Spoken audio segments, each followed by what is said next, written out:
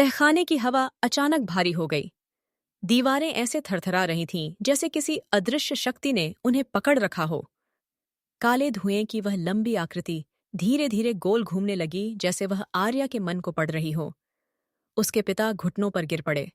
उनकी आवाज कांप रही थी। आर्या, मैं तेरे सामने अपराधी हूं, पर मैं मरना नहीं चाहता। बचा ले मुझे। लेकिन आर्या की आंखें अब इंसानी नहीं थीं। उनमें नील प्रकाश उभर रहा था और तीसरी आंख के भीतर एक घूमता हुआ अग्निचक्र चमक रहा था।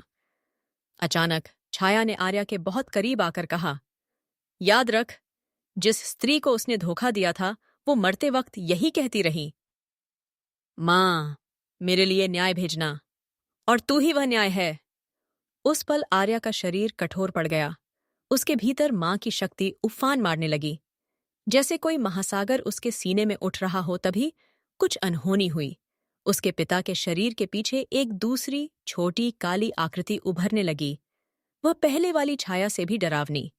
उसका चेहरा टूटा हुआ, आंखों की जगह गहरी दरारें, और डी और आवाज किसी मरे हुए जानवर जैसी। उसने फुफकारते हुए कहा, वह सिर्फ दोषी नहीं, वह बांधा हुआ है। तू उसे छुएगी तो उसकी आत्मा तुझसे चिपक जाएगी। अचानक कमरे का तापमान गिर गया। दीवारों पर बर्फ जमने लगी। आर्या की सांस धुएं में बदल गई। आर्या चिल्लाई, तू कौन है? आकृति ने अपनी टूटी गर्दन घुमाते हुए कहा, मैं उस स्त्री की शाप छाया हूं जिसे तुम्हारे पिता ने दुहक दिया था।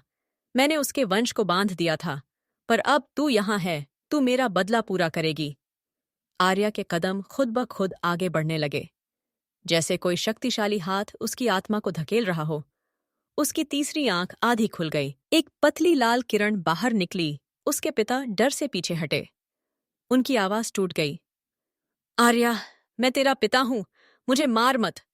और उसी क्षण मां का स्वर गूंजा कांपता, गर्जन भरा, स्त्री के आंसू कभी व्यर्थ नहीं जाते, पर न्याय का अर्थ सजा देना नहीं, सत्य को प्रकट करना होता है। कमरे की दीवारें चीख उठीं। तहखाने का दरवाजा अपने आप बंद हो गया। चारों ओर अंधेरा छा गया, ऐसा अंधेरा जो किसी जीवित चीज की तरह हिल रहा था। अब केवल एक निर्णय बाकी था। नूनी उश्रुति की बेयत गिरी केद है। कमरे में छा चुका अंधेरा अचानक और भारी हो गया, जैसे किसी अदृश्य दैत्य ने हवा को चूस लिया हो। दीवारों पर चिपकी परछाइयां हिलने लगीं, मानो वे जिंदा हों। आर्या के कानों में एक साथ 3 आवाजें गूंजने लगीं, उसके पिता की दयनीय पुकार, मुझे बचा ले, मैं तेरा पिता हूं। काली छाया की ठंडी फुफकार, वह दोषी है, उसे मेरा न्याय चखने दे मां। काली की गंभीर और प्रचंड वाणी, आर्या, निर्णय कर, न्याय भी तू है, दयालुता भी तू। आर्या के भीतर जलती अग्नि ऊर्जा ने उसकी तीसरी आंख पूरी तरह खोल दी। एक तेज नीली रोशनी फूट पड़ी, इतनी तीखी कि छाया भी पीछे हट गई। अचानक समय जैसे ठहर गया। घड़ी की हर टिक आर्या की धड़कन से धीमी पड़ गई। पहला सेकंड आर्या के सामने उसकी मां का चेहरा चमका, वह मां जिसने दर्द में जीते हुए सब कुछ सहा था। उसके पिता की करतूत उसकी आंखों में स्पष्ट थी। दूसरा सेकंड मृत स्त्री की छाया और करीब आई, उसके कान के पास फुसफुसाते हुए, उसने मेरे बच्चे को भी मार दिया था। क्या तुझे पता है? आर्या का शरीर कांप गया। तीसरा सेकंड उसके पिता ने दोनों हाथ जोड़ दिए।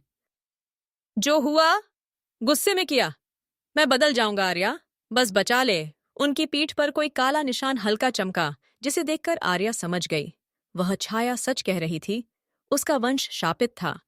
चौथा सेकंड मां का स्वर फिर गूंजा, गहरा, विराट, शांत पर भयावह, बेटी, जो विनाश करुणा से जन्मे, वही सच्चा न्याय कहलाता है। कमरे की छत फटने लगी, धूल नीचे गिरने लगी। पांचवां सेकंड आर्या के हाथ अपने आप ऊपर उठने लगे।